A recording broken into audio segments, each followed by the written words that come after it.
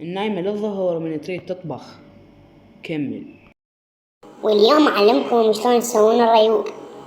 بس بالبداية شنو راح أسوي؟ راح أسوي لكم بيض قلي. تصوير. اي فبالبداية تجيبون طاوة، وبعدين تشعلون النار وتجيبون لكم بطل زيت. مريض هسه حاليا جسمي كله مشنج، راسي سكر. وبعدين تجيبون بيضة. هاي شنو هاي؟